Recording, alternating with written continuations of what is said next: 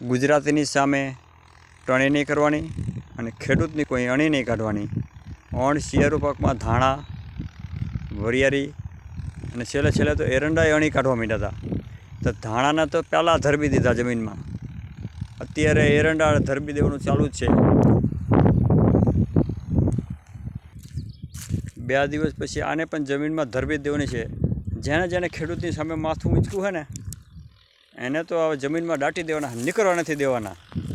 એટલે મહેરબાની કરીને ખેડૂતને હેરાન ન કરો.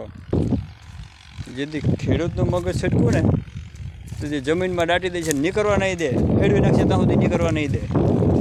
એટલે બધાને કરતો પણ ખેડૂતની કોઈ અણી કાઢવાની રહેવા દેજો. આ તલ હે, જો તલે જો ખેડૂતની સામે જો ટઈ કરવા માંડ્યા ને તો 1.5 મહિના પછી તો એને ભેગા કરીને ખંખેરી નાખવાના હે, બાકી મેળવાના નથી. બધાને ખંખેરી નાખે એવા જો અહીંયા માણસો પડ્યા જ છે, મેલે એમ નથી, ગમે તેનો વારો કાઢ નાખે. એટલે મહેરબાની કરીને ગુજરાતીની ટણી નહીં અને ખેડૂતની અણી નહીં. જય જય ગરવી ગુજરાત, જય હિન્દ, જય જવાન, જય કિસાન.